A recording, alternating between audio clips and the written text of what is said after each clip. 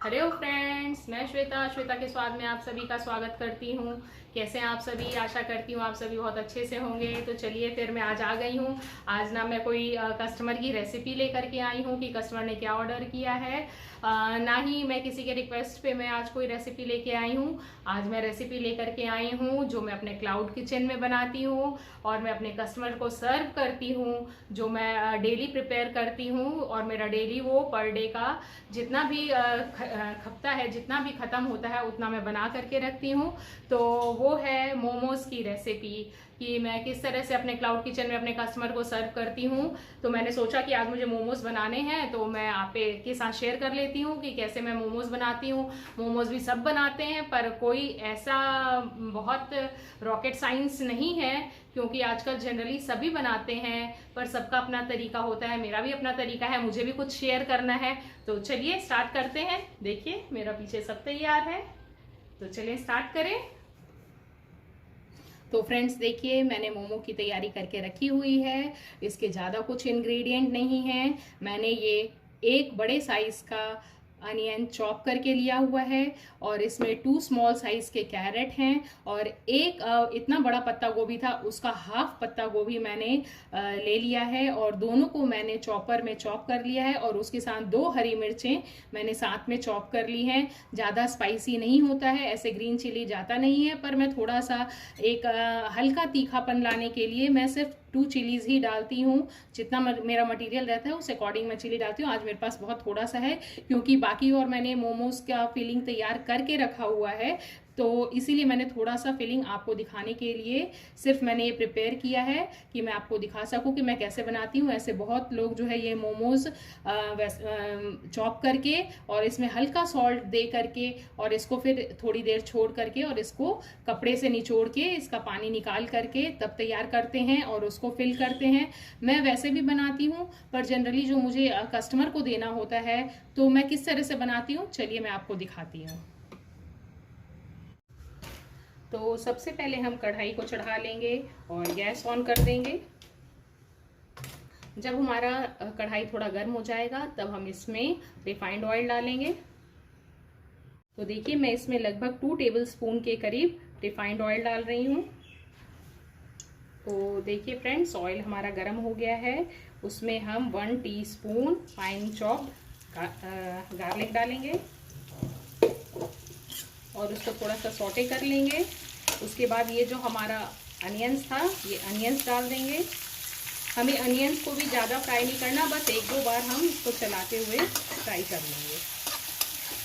ये देखिए हमारा अनियन बस हो गया है, हमने 2 बार चला लिया है। बस इसी स्टेज पर हमें अब अपना सारे चॉप्ड वेजिटेबल्स को हम इसमें डाल लेंगे।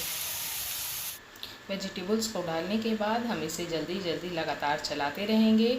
हमें इसे ज़्यादा पकाना नहीं है, बस 3 से 4 बार हम इसे मिलाएंगे और उसके बाद उसमें हम नमक मिलाएंगे। नमक हम ज़्यादा नहीं करेंगे क्योंकि मोमोज़ की सब्ज़ी में ज़्यादा सॉल्ट नहीं होता है। 1/2 टेबलस्पून हम उसमें काली मिर्च डालेंगे, 1 टीस्पून हम उसमें विनेगर डालेंगे और उसे अच्छी तरह से मिला लेंगे। और ये मिलाते हुए देखिए अब हमारी सब्ज़ी बिल्कुल तैयार है और इसे हम ज़्यादा नहीं चलाएँगे, एकदम मॉइस्ट सब्ज़ी हमें बनानी है। देखिए तैयार है, अब हम गैस को बंद कर देंगे। तो ये देखिए ये हमारी मोमोज़ की सब्ज़ी बन के तैयार है, कितनी मॉइस्ट बनी है। अगर ये हमारा ड्राई होगा तो हमारा मोमोज़ भी बहुत ड्राई बनेगा, इसीलिए हमारे इन वेजिटेबल्स को थोड़ा मॉइस्ट होना ज़रूरी है। अगर हमारा वेजिटेबल्स थोड़ा सा मॉइस्चर में कम होता है तो हम इसमें ज़रूर हम 1 टेबलस्पून या 2 टेबलस्पून हम इसमें रिफाइंड ऑयल हम मिलाएंगे। ये देखिए मैं इसमें 2 टेबलस्पून के करीब रिफाइंड ऑयल मिला रही हूँ। ये रिफाइंड ऑयल मिलाने से होगा आपका फीलिंग बहुत अच्छा मॉइस्ट बनेगा और जब आप खाएंगे तो अंदर से बहुत जूसी जूसी फील होगा। आपने दार्जिलिंग के मोमोज़ खाए हैं? दार्जिलिंग के मोमोज़ अगर आपने खाए होंगे तो आप जानते होंगे वहाँ कितना अच्छा कितना जूसी मोमोज़ बनता है। जब उनके मोमोज़ को आप तोड़ेंगे तो अंदर से पूरा जूस रिलीज़ करता है। ये मैं अपना मतलब एक्सपीरियंस बता रही हूँ, क्योंकि जब मैं दार्जिलिंग गई थी तो वहाँ जैसे ही मोमोज़ को हम तोड़ते थे अंदर से पूरा जूस रिलीज़ होता था, बहुत ही मॉइस्चर। तो मैंने उनसे पूछा था कि अंदर आपने क्या डाला है, तो उन्होंने कहा कि हम डालडा डालते हैं, वेजिटेबल ऑयल डालते हैं, डालडा डालते हैं, पर हम डालडा हम नहीं डालेंगे, हम रिफाइंड ऑयल डालेंगे। अगर आपके पास एक्स्ट्रा वर्जिन ऑलिव ऑयल हो तो आप इसमें 2 table spoon extra virgin olive oil डालिए, बहुत अच्छा टेस्ट करेगा और एकदम मॉइस्ट रहेगा आपका वेजिटेबल। तो देखिए ये हमारा वेजिटेबल्स तैयार है। और अगर मोमोज बने और मोमोज की चटनी ना आए तो चलिए अब मोमोज की चटनी की भी तैयारी कर लेते हैं। तो ये देखिए फ्रेंड्स, मैंने मोमोज की चटनी की भी तैयारी कर रखी है। ये है 400 ग्राम्स एकदम रेड, कितने लाल वाले टमाटर हैं ये देखिए। चटनी अगर बनानी हो तो ऐसे ही रेड टमाटर लीजिए, लाल लाल टमाटर लेंगे तो आपकी चटनी का भी कलर बहुत अच्छा आएगा। ये मैंने 400 ग्राम्स की जो है टमाटर लिया है। 400 ग्राम्स मैंने इसलिए लिया है क्योंकि इसका मेरे पास सारा मेजरमेंट भी है, और मैं जिस जार में रखती हूँ, अपना स्टोर करके रखती हूँ, उसमें मेरे ये 400 ग्राम्स टमाटर की चटनी इजीली आ जाती है, जिसे मैं अपने क्लाउड किचन में यूज़ करती हूँ। ये एक बार मैं 400 ग्राम्स चटनी बनाती हूँ तो मेरा ये 2 to 3 डेज चल जाता है फ्रिज में रख करके, क्योंकि मेरे पास डेली मोमोज के ऑर्डर आते हैं तो मेरा इतनी चटनी डेली ख़त्म हो जाती है। ये 400 ग्राम्स मेरे रेड टमाटोज हैं। इसका रेसिपी का रेशियो बहुत ही सिंपल है। 400 ग्राम्स हमारा टमाटो, 40 ग्राम्स रेड चिली, ये रेड चिलीज़ हैं, ये देखिए आपको होल रेड चिलीज़ लेना है जो 40 ग्राम्स है। 40 ग्राम्स आपको गार्लिक पील किया हुआ है। ये सारा ग्राम्स में आपको मेज़रमेंट दे रही हूँ। इससे आपकी चटनी ना ज़्यादा बहुत तीखी बनेगी और ना ही कम फ्लेवर की बनेगी, बहुत ही अच्छा माइल्ड फ्लेवर का और एकदम मतलब कम तीखा, और ना ज़्यादा तीखा ना कम तीखा, ऐसा आपका ये चटनी बनके तैयार होगा। और ये 20 ग्राम्स हमारे जिंजर हैं जिसको मैंने रफली चॉप कर लिया है, क्योंकि ये सारा अभी हमारा बॉईल होगा, इसीलिए मैंने इसको रफली चॉप किया है। अब मैं आगे बताती हूँ कि इसको क्या करना है। तो ये देखिए मैंने चढ़ा दिया है कढ़ाई, अब गैस ऑन कर लेंगे। इसमें हम 1 गिलास के करीब पानी डाल देंगे।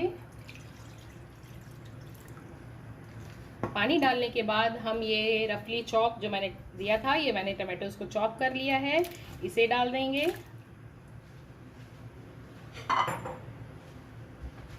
रेड चिलीज, जिंजर, गार्लिक जितना है इसको हम सब डाल देंगे।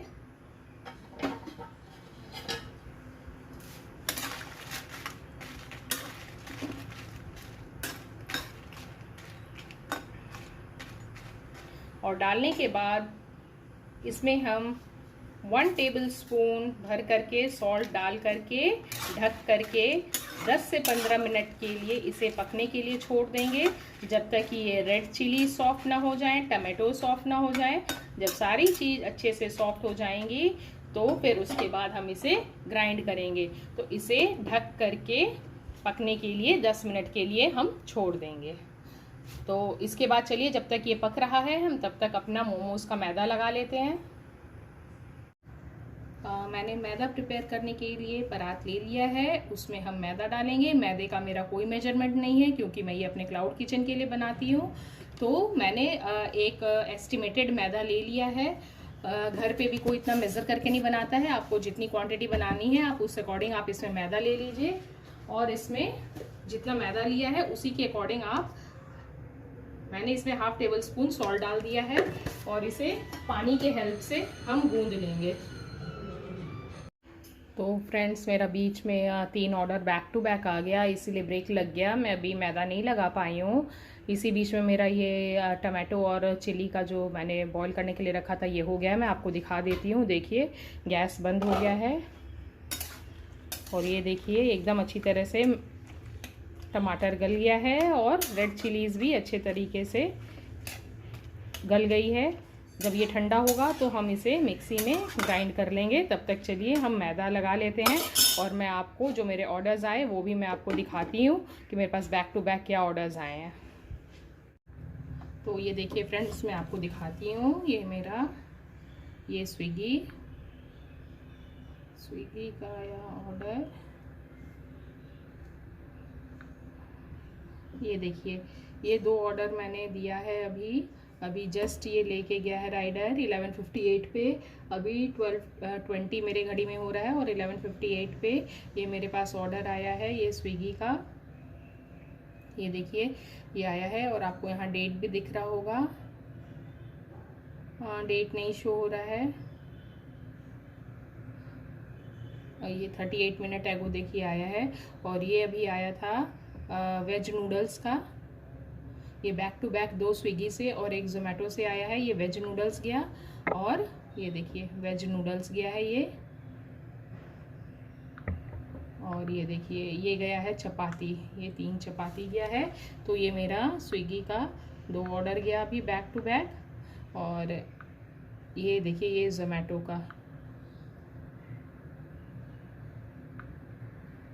का ये देखिए अभी 11:07 पे अभी आया था ऑर्डर। ये देखिए आलू गोभी ड्राई और 1 घी चपाती, ये मैंने अभी दिया है बैक टू बैक ये 3 ऑर्डर, इसीलिए थोड़ा डिले हो गया। तो चलिए अब हम आटा लगा लेते हैं। मैदा मैंने ले लिया है, इसे सॉल्ट भी डाल दिया है। इसे हम थोड़ा थोड़ा पानी करते हुए हम नीड कर लेंगे। इसे हमें ना रोटी की तरह आटा बनाना है और ना ही पूड़ी की तरह बनाना है। ये मीडियम हार्ड रहेगा आटा, ज़्यादा सॉफ्ट भी नहीं रहेगा, ज़्यादा हार्ड भी नहीं रहेगा। और इसे हम गूंद लेंगे। तो ये देखिए हमारा ऑलमोस्ट आटा गूंद के तैयार हो गया है। ये ना तो ज़्यादा हार्ड है ना ज़्यादा सॉफ्ट है। हमें इसी स्टेज पे आकर के अब हमें एक चीज़ और डालना है, वो बताती हूँ क्या डालेंगे। इसमें हम 1/2 टेबल स्पून के करीब रिफाइंड ऑयल डालेंगे। ये आपको कोई नहीं बताएगा, पर आप ये रिफाइंड ऑयल डालेंगे तो आपके मोमोज सुपर सॉफ्ट बनेंगे। और इसे अच्छी तरह से नीट कर लेंगे। हम ऊपर से रिफाइंड ऑयल हम 2 तरह से हम मोइन करते हैं। एक तो हम मैदे के अंदर डालते हैं तो वो तो मोइन होता है जो हमारा खस्ता करता है। और ऊपर से जो हम डालते हैं रिफाइंड ऑयल, चाहे हम कुछ भी हम जो भी ऊपर से डालें रिफाइंड या एक्स्ट्रा वर्जिन जो भी डालते हैं वो हम इसलिए डालते हैं ताकि हमारा डो जो है खूब सॉफ्ट बने। हमें इसमें मोइन नहीं करना है, बेसिकली मोइन नहीं करना है, पर हमें इसे सुपर सॉफ्ट बनाना है। देखिए ये इस स्टेज पे ये हमारा मैदा एकदम परफेक्टली तैयार है। इसे अब हम ढक करके रेस्ट करने के लिए 10 मिनट के लिए छोड़ देंगे। ग्राइंड कर लिया है, इसको अच्छे से मैंने ग्राइंड कर लिया है। ये हमारा चटनी ग्राइंड हो गया है। ये आपकी मोमोज की चटनी तैयार है। ये मैं आपको आज 2 तरीके की मोमोज की चटनी बताऊंगी। ये हमारी पहला तरीका है, ग्राइंड कर दिया और ये हमारे मोमोज की चटनी तैयार है। पर अगर आपको इसको सेजवान रूप देना है तो चलिए, अगर इसको सेजवान चटनी बनाना है तो अब इसके लिए एक तड़का लगेगा, तो ये सेजवान चटनी हो जाएगा जिसे हम स्टोर करके रख सकते हैं। ये चटनी हमारा ज़्यादा दिन नहीं चलेगा, मोस्टली 2 या 3 दिन फ्रिज में रखेंगे तो ये चलेगा। लेकिन अगर हम इसको सेजवान तरीके से कर देंगे तो वो आपका लगभग 1 मंथ तक आपका फ्रिज में ये चटनी एकदम सही रहेगा। तो चलिए ये पहला तरीका हो गया। इसको मैं नहीं निकालूंगी, मैं डायरेक्ट कढ़ाई में दिखाऊंगी क्योंकि इतना बर्तन गंदा करके और मेरे पास टाइम नहीं रहता, इसलिए मैं डायरेक्ट दिखाती हूँ। ये हमारे पहले तरीके की चटनी हो गई जो मोमोज में स्ट्रीट पे मिलती है। डायरेक्ट ग्राइंड किया और ये मिल गया। इसमें आप नमक देख लीजिए, अगर कम हो तो थोड़ा डालिएगा और 1 टेबल स्पून विनेगर डाल दीजिएगा। तो ये हमारा मोमोज की स्ट्रीट स्टाइल की चटनी ये तैयार है। अब चलिए मैं शेजवान तरीके से कैसे बनेगा मैं इसको आपको बताती हूँ। तो देखिए फ्रेंड्स, मैंने कढ़ाई को चढ़ा दिया है, गैस ऑन कर दिया है और अब जब हमारा कढ़ाई गर्म हो जाएगा तो इसमें मैं 2 टेबल स्पून या 3 टेबल स्पून ऑयल डालूंगी। मैं इसमें ज़्यादा ऑयल दे करके नहीं बनाऊंगी क्योंकि मेरा ये हर दूसरे दिन तीसरे दिन ये चटनी बनती है तो मेरा ख़राब होने का डर नहीं है। अगर आपको 1 मंथ तक स्टोर करना है तो आप लगभग 4 to 5 टेबल स्पून ऑयल डालेंगे क्योंकि ऑयल ही आपका प्रिजर्वेटिव का काम करेगा और आपकी चटनी को ख़राब होने नहीं देगा। तो आप उसमें 4 to 5 टेबल स्पून इतनी क्वांटिटी में टेबल स्पून ऑयल डाल करके आप इसको तड़का मारेंगे। आप देखते हैं ना जो चिंग्स का आता है चटनी, उसके अंदर ऊपर में ऑयल फ्लोट करता है, तो उस तरीके से आपका ऑयल फ्लोट करेगा तो ही आपका प्रिजर्वेशन होगा, तो वो आपकी चटनी जो है ख़राब नहीं होगी। तो मुझे तो डेली मेरा हर दूसरे दिन ये चटनी बनती है, तो मैं सिर्फ इसमें 2 टेबलस्पून ऑयल डालूँगी। ऑयल हमारा जब अच्छे से गर्म हो जाएगा तो अब हमें तड़का लगाना है। देखिए ये बड़ा 1 टेबलस्पून मैंने गार्लिक लिया है, इसको डालेंगे, और उतना ही मैंने जिंजर चॉप लिया है, उसको डालेंगे और इसे भून लेंगे। बेसिकली हमें जिंजर और गार्लिक को जलाना नहीं है, बस इसका कच्चापन दूर हो जाए, हमें इसको इतना ही चलाना है और पकाना है। ये देखिए ये हमारा जिंजर गार्लिक अब हो गया है और इसमें मैंने ये शेजवान चटनी डाल दिया और इसे लगातार चलाएंगे। ये देखिए मैंने 2 टेबलस्पून डाला है, तो भी ये ऑयल इसमें अभी ये जा रहा है, लेकिन ये धीरे धीरे सब एब्जॉर्ब कर लेगा। कितना सुंदर रेड कलर आया है, ये देखिए। ये देखिए धीरे धीरे इसने सारा तेल को एब्जॉर्ब कर लिया है, क्योंकि मुझे डेली इसको यूज़ करना है। मेरे हर दूसरे तीसरे दिन ये चटनी बनती है, तो मैंने इसमें ज़्यादा ऑयल नहीं डाला है। पर आपको 1 मंथ तक का स्टोर करना है, तो आप इसमें ऑयल की क्वांटिटी आपको बढ़ानी पड़ेगी। जब ये पक जाए तो इसमें आप नमक टेस्ट कर लें। अगर आपको नमक कम लगे तो नमक डालिएगा। मैंने थोड़ा नमक टेस्ट किया है, थोड़ा सॉल्ट कम है, तो मैं इसमें 1 टेबलस्पून सॉल्ट और डालूंगी। सॉल्ट भी आपका प्रिजर्वेशन का काम करता है, इसीलिए सॉल्ट कम ना डालें। अगर आपको प्रिजर्व करना है तो सॉल्ट की क्वांटिटी भी रखें। ये देखिए अब हमारा इसे हमें ज़्यादा नहीं पकाना है, क्योंकि ऑलरेडी टमाटर और ये सारा कुछ गल गया है। और फिर हम इसमें 1 टेबलस्पून ये देखिए मैंने विनेगर डाल दिया। जो आप पहले तरीके वाली चटनी जो ग्राइंड किया उसमें भी 1 टेबलस्पून डाल दीजिए विनेगर, और इसमें भी मैंने 1 टेबलस्पून विनेगर डाल दिया। विनेगर आपकी चटनी को हल्का खटास करेगा और साथ के साथ आपका प्रिजर्वेशन का भी काम करेगा। तो हमारे इसमें 3 प्रिजर्वेटिव्स डल गए, ऑयल, नमक और विनेगर। ये तीनों आपकी चटनी को ख़राब नहीं होने देगा 1 मंथ तक। तो देखिए हमारी मोमोज़ की चटनी बनके तैयार है। कितना सुंदर कलर आया है, एकदम स्ट्रीट स्टाइल नहीं, स्ट्रीट स्टाइल से भी बहुत अच्छी। मैं घर के खाने को कभी भी स्ट्रीट से, रेस्टोरेंट से, होटल से मैं कंपैरिजन नहीं करूँगी, क्योंकि हमारा घर का खाना उनसे बहुत बढ़िया होता है और बहुत ही हाइजीन वे में होता है। इसीलिए मेरा हर खाना भले स्ट्रीट स्टाइल हम बोलें, लेकिन हमारा street style, hotel style, restaurant style सबसे ये बढ़िया होता है। ये देखिए है ना कितना सुंदर लग रहा है।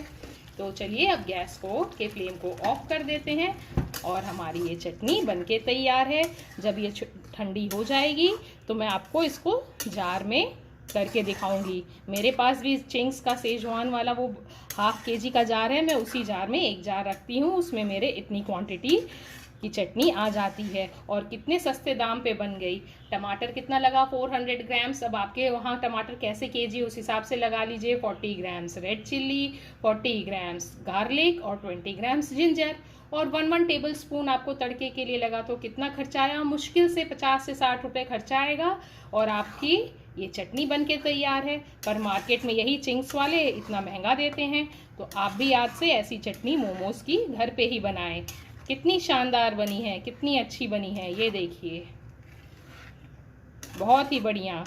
तो ये सब आपको श्वेता के स्वाद में एक एक छोटी छोटी टिप्स मैं देती हूँ, टेक्निक देती हूँ कि किस तरह से बनाया जाए। ये कोई आपको नहीं बताएगा कि किस तरह से बनता है और क्या इसमें सीक्रेट डलता है, जो वो आपको बाहर जो मिलता है उससे अलग करता है। पर ये देखिए एकदम चटनी बहुत ही मज़ेदार बनके तैयार है। बना के देखिएगा, अगर आप उंगलियां ना चाटते रह जाएं तो फिर आप देखिएगा, बहुत ही शानदार। चलिए अब हम मोमोज़ बनाते हैं। आटा भी तैयार है, मोमोज़ की फिलिंग भी तैयार है, और थोड़ा सा मैंने सूखा आटा ले लिया है कि अगर हमारा आटा थोड़ा बहुत चिपके तो हम सूखा आटा लगा करके बेल लें। तो चलिए बनाते हैं मोमोज़। और आज आप देखिए कि मैं आपको कितने तरीके से मोमोज़ की फोल्डिंग करके दिखाती हूँ। आप काउंट करिएगा और बताइएगा और कमेंट बॉक्स में लिखिएगा कि मैंने आज कितने तरह की मोमोज़ की फोल्डिंग बताई है। तो देखिए ये मैंने सारी लोई तोड़ ली है, मैंने 10-12 लोइयाँ बना ली हैं। और चलिए अब इसे हम बेलते हैं। हम थोड़ा सूखा आटा प्लेटफॉर्म पे डस्ट कर देंगे ताकि हमारे प्लेटफॉर्म पे हमारी ये रोटियां चिपकी हुई।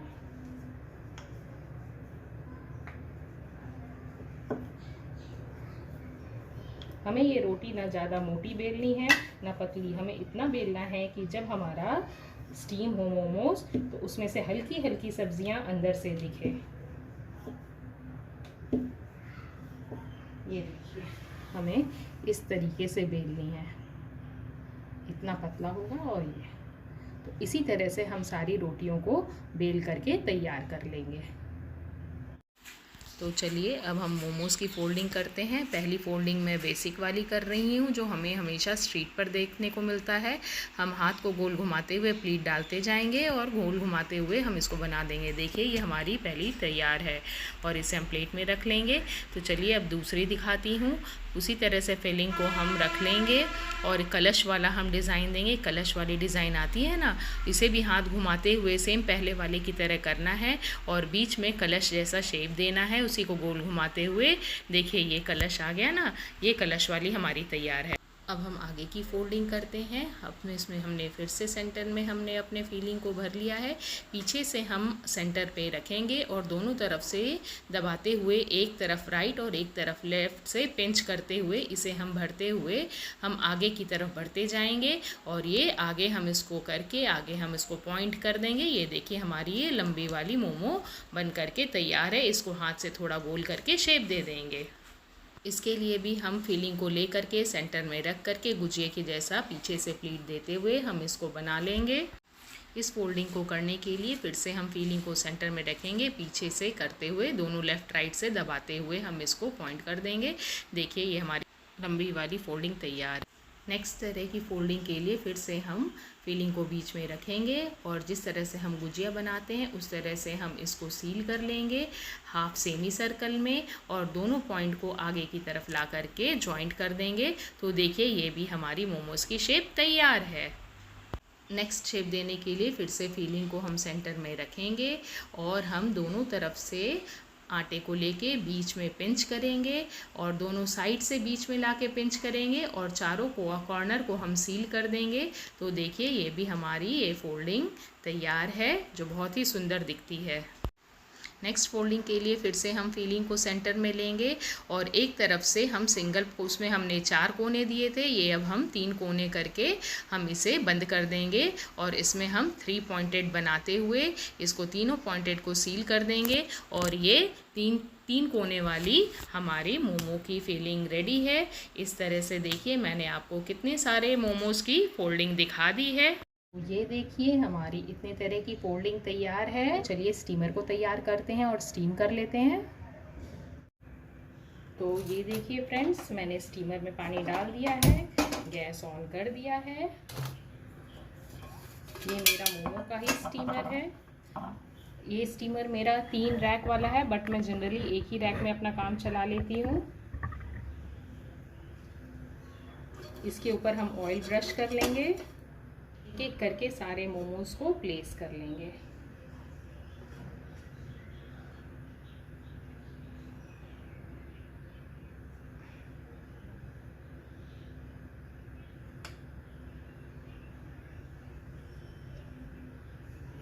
यहाँ मैं आपको एक और सीक्रेट टिप दूंगी जो आज तक आपको किसी ने नहीं बताया होगा। जब भी हम मोमोज़ को हम स्टीम करने के लिए रखते हैं तो उसके ऊपर हमें ऑयल की ब्रशिंग कर देनी चाहिए, जिससे हमारे मोमोज़ सुपर सॉफ्ट बनते हैं, आपस में चिपकते नहीं हैं और टूटेंगे भी नहीं। जब आप निकालेंगे तो आपके एक भी मोमोज़ ब्रेक नहीं करेंगे और ना ही टूटेंगे, एकदम परफेक्ट बनेंगे। तो ये है आज का मेरा सीक्रेट टिप जो आपको किसी ने नहीं बताया होगा। देखिए मैंने सबके ऊपर ऑयल की ब्रशिंग कर दी है। अब मैं इसे ढक करके 10 मिनट के लिए स्टीम होने के लिए रख दूंगी। तो 10 मिनट तक ये स्टीम होता है, तब तक चलिए मैं अपने चटनी को जार में भर के दिखा देती हूँ। तो देखिए फ्रेंड्स, ये चटनी हमारी ठंडी होके तैयार हो गई है। अब मैं इसे जार में फिल कर लेती हूँ। ये पूरी तरह से ठंडी हो गई है और ये मेरा वही चिंग्स का जार है, इसी जार में मैं भर दूँगी। ये एक जार मेरा 400 ग्राम्स में चटनी बन के तैयार हो जाता है।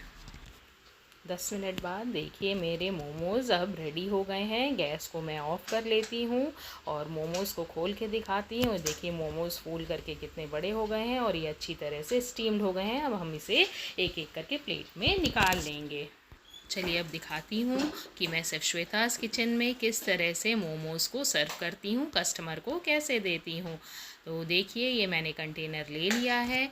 इसमें मैं एक प्लेट में 6 मोमोज़ देती हूँ। इसमें मैं सारे मोमोज़ को रख लूँगी एक एक करके। 3 मोमो मैं नीचे रखती हूँ, 3 मोमोज़ मैं ऊपर रखती हूँ और इस तरह से ये मोमोज़ मेरे इसमें फिल हो गए हैं।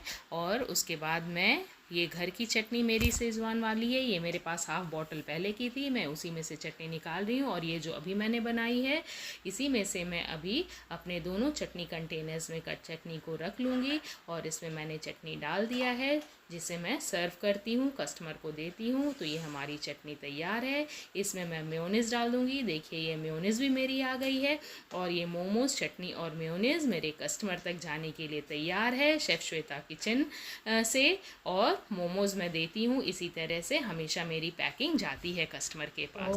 देखा फ्रेंड्स, आज मैंने आपको मोमोज़ की चटनी बताई। मैंने एक एक सीक्रेट इंग्रेडिएंट तक बता दिया कि किस तरह से आप मोमोज़ को बनाएंगे, किस तरह से मोमोज़ आपके सॉफ्ट रहेंगे। आपको जनरली कोई नहीं बताएगा। मैदे के ऊपर 1 टेबलस्पून ज़रूर ऑयल डालिए, उससे मोमोज़ आपके बहुत सॉफ्ट बनते हैं। जब आप मोमोज़ को स्टीम करने के लिए डालें तो उसके ऊपर भी ऑयल की ब्रशिंग ज़रूर करिए। उससे ना मोमो आपके टूटेंगे ना फटेंगे, एकदम परफेक्ट बनेंगे जैसा मैंने अभी आपको दिखाया। और वो सेजवान चटनी में जनरली आप 1 टेबलस्पून शुगर भी डालिएगा क्योंकि सेजवान हल्का सा मीठा रहता है। मैं नहीं डालती हूँ इसलिए मेरे दिमाग से भी स्किप कर गया, अभी मुझे याद आया।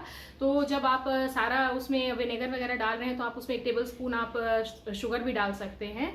तो वो भी आपका थोड़ा तीखा को बैलेंस कर देगा, थोड़ा स्पाइसीनेस को बैलेंस कर देगा।